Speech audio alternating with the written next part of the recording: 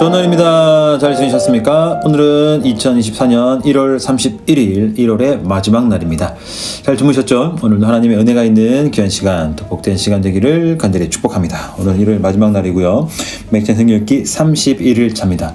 자, 내일부터는 2월 1일이죠. 또 열심히 또 말씀해서 잘 달려가는 저와 여러분 모두가 되시기를 간절히 축복합니다. 또 우리에게 주어진 그 시간들을 또 지혜롭게 잘 사용하면서 또 헛되고 엉뚱한 일에 시간을 보내지 않는 그런 삶을 사시기를 간절히 축복합니다. 요거는 저도 마찬가지죠. 그죠? 우리 시간도 잘 관리하고 활용해서 주님을 더 깊이 알아가고 그 은혜의 삶에 더 깊숙이 들어갈 수 있는 그런 시간 되기를 간절히 축복합니다. 자, 맥찬 성경읽기 31일 차고요. 우리 성경은 200페이지입니다. 200페이지. 참 좋네요. 그죠? 자, 오늘의 말씀 출발합니다. 첫 번째 말씀은 창세기 32장이고요. 두 번째 말씀은 마가복음 3장입니다. 첫 번째 창세기 32장 보시면은 야곱이 에서를 만나는 장면입니다.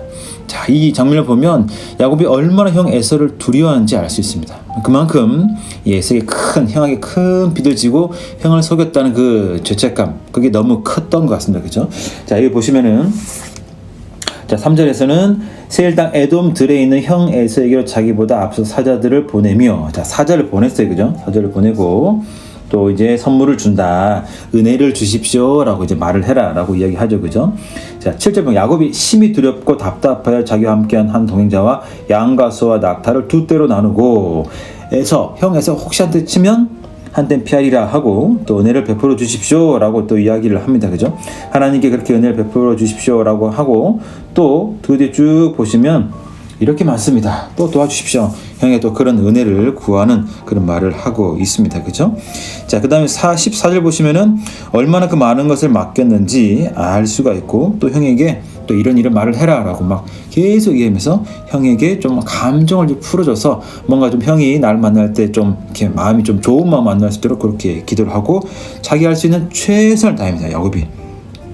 자, 그럼에도 불구하고 야곱은 마음이 두렵습니다. 자, 여러분 이 야곱의 상황이 참 그쵸? 자, 왜냐하면은 자, 2절 보시면 자, 야곱이 그들을 볼 때에 하나님 사자죠. 이르기를 이는 하나님의 군대를 하고 그 땅 이름을 마하나임이라 하였더라.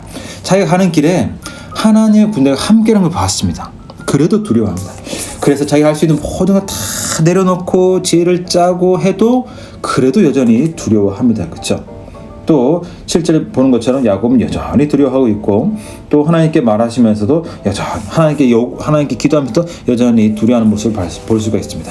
자, 결국 어떻게 하십니까? 하나님이 직접 나타나시죠. 물론 여기서는 직접 나타난 하나님인지 하나님 사단지 좀 의견이 다르긴 하지만 어쨌든 하나님이 직접 나타나셨다라고 좀 본다면 하나님의 뜻이 직접 나타났다고 봐야겠죠. 그죠? 그래서 너희 이름을 야곱이 아니라 이스라엘에 부를 것이다.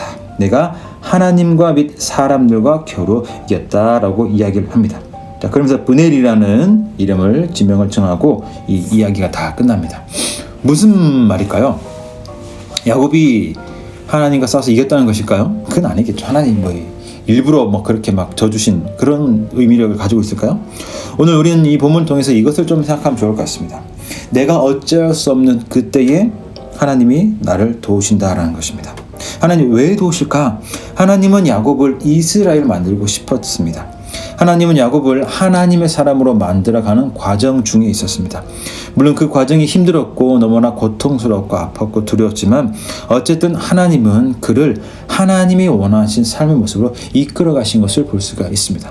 때로 우리는 이 야곱의 모습을 볼 때 야곱이 뭘 잘했지라고 생각할 수 있습니다. 그러나 본문을 잘 보시면 야곱도 참 대단한 사람임을 알 수가 있습니다. 물론 남을 속이긴 했지만, 그죠? 그렇다고 우리보다 특별히 더 나쁜 건 아니잖아요. 그죠? 그렇지 않습니까? 네, 저는 그렇게 봅니다. 그의 능력도 뛰어나고 그의 수완 참 대단한 일을 많이 했습니다. 그러나 그는 결국 누구 앞에 무릎을 꿇었냐면 하나님 앞에 무릎을 꿇었습니다. 그는 자기가 어찌할 수 없는 일들이 많다라는 것을 알았고 더욱더 그 가운데서 하나님을 찾으며 하나님의 도우심 가운데 살아가는 모습이 오늘 본문 가운데 있습니다. 오늘 저와 여러분들도 마찬가지입니다. 어쩌면 때로는 열심히 내가 하면 다 잘 되는 상황이 있을 수 있죠. 그죠? 그러나 그것도 하나님의 은혜죠. 또 우리 상황 가운데 내가 도저히 어찌할 수 없는 그런 일들도 분명히 많이 있습니다. 몸이 아프거나 큰 일을 앞두고 있다거나 전혀 예상하지 못한 일이 생긴다거나 그러면은 많이 무겁죠. 어찌할 바를 모르겠죠. 그러나 그때도 우리는 더 주님 앞으로 나가야 되는 줄로 믿습니다. 그때 주님은 우리 삶을 이끄시고 우리를 선하게 인도하시며 오늘 하나님이 우리를 원하시는 그 모습으로 우리를 계속 빚어가시고 우리를 인도하시고 우리를 이끌어 가시는 줄로 믿습니다. 그래서 때로 절망적이고 참 이거 어떻게 이런 일이 있을까라는 그런 상황이 있을지라도 더 주님 바라보고 또 주님이 이 상황들을 선하게 이끄실 것을 믿고 나아가시는 저와 여러분 모두가 되시기를 간절히 축복합니다. 자, 그렇게 첫 번째 적용하고요. 두 번째 마가복음 3장입니다. 오늘 1절부터 202페이지는 1절부터 6절까지 보겠습니다. 안식일에 대한 이야기죠. 그죠? 자, 사람들이 예수님이 과연 안식일에 사람을 고치나 안 고치나 그래서 한번 보았던 것 같습니다. 이게 좋은 의도로 봤다기보다는 좀 부정적인 의미로 본 사람들이 많았던 것 같아요. 아마 일반 백성들은 그냥 고치시나? 이렇게 봤겠죠. 그죠?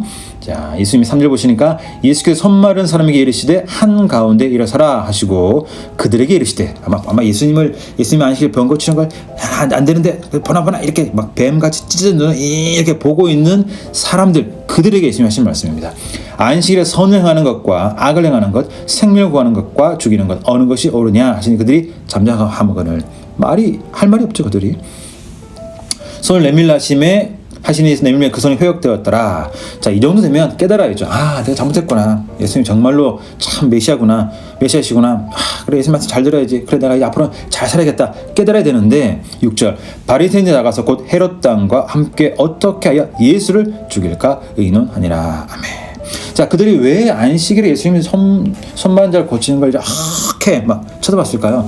그들은 전통이 있었어요. 전통이 뭐냐면은 이런 거죠. 자, 나는 말씀을 잘 공부해야 돼. 말씀을 잘 하고 싶어. 그러니까 하루에 3번 말씀을 읽어야지. 좋은 거죠. 근데 이것을 마치 안 하면 큰일 나는 것처럼 이거 안 하면 구원 못 받는 것처럼 그렇게 이 방법을 몰고 가면 그것이 오늘 본문의 복음 전체에 나타나는 유대인들의 잘못된 전통이 되는 것입니다. 성경을 이해하고 하나님도 알아갈 수 있는 좋은 방법들이 있죠. 그러나 그것은 방법일 뿐입니다. 그것이 말씀보다 더 중요하지 않습니다. 그러나 바리새인들 그것은 말씀보다 더 중요하게 생각했다는 거죠. 안식일 하지 말아야 될 걸 쭉 정해놓고 이것을 어기면 안식일을 어기는 거다라고 그렇게 정해놨다는 거죠. 안식일의 본래 의미는 그게 아니죠. 물론 그들도 처음 그런 걸 만들었을 때는 안식일을 잘 이해하기 위해서 안식일을 잘 지키기 위해서 만들었겠죠. 근데 이것이 시간이 지나니까 주객이 전도된 겁니다. 주인이 바뀐 거죠. 안식일 자체에 관심을 가지기보다는 안식일을 어떻게 지킬 것인가는 방법에 더 관심을 기울이면서 안식일의 원래 의미, 본질을 잊어버리게 된 것입니다. 그래서 이들이 악하게 예수님을 죽이려고 한 거죠. 왜냐하면 자신의 전통을 어겼기 때문에. 오늘 저와 여러분들도 비슷한 마음이 조금씩 있지 않나 하는 생각이 듭니다. 분명 우리가 주님 안에 살아가지만 잘 모르는 하나님에서 오해하고 말씀에서 오해한 것들이 있죠. 그러나 우리는 그것을 내가 잘못했네요, 깨달았습니다, 돌이키겠습니다 하는 경우도 있겠지만 그렇지 않고 이 사람들처럼 잘못된 마음을 계속 가져가는 경우가 있죠. 요거 괜찮아. 이것 정도 보는 건 괜찮지. 이거 돈 이 정도 요런데 요 정도 쓰는 건 괜찮지. 이런 말 이 정도는 괜찮지. 나머지는 괜찮은데. 내가 예배 드리는데 내가 말씀 읽었는데 이런 생각. 이거 괜찮지. 내가 그래도 기도도 했는데. 내가 회개도 하고 잘 했는데. 헌금도 많이 했는데. 괜찮아. 요 정도는 괜찮아. 요거까지는 주님 죄송해요. 요건 봐주세요. 이런 마음이 우리에게 있을 수 있다는 거죠. 오늘 주님은 그것까지도 다 내려놓기를 원하십니다. 우리가 몰랐을 때는 어쩔 수 없죠. 그러나 그것을 알았다면 우리는 그것을 돌이키고 그것을 내려놔야 됩니다. 그것까지 그렇게 목사님, 괜찮아요. 그것까지 할 필요 없어요. 그러시면 안 된다는 거죠. 오늘 주님 앞에서 내가 깨달은 게 있다면 그 주님이 말씀을 잘 듣고 깨달은 대로 신실한 삶을 더 살 수 있도록 조금씩 더 주님 앞에, 말씀 앞에 변화되어 나가는 그런 모습이 저와 여러분 모두에게 필요한 줄로 믿습니다. 그래서 이거 제가 여기까지 제가 할 거예요.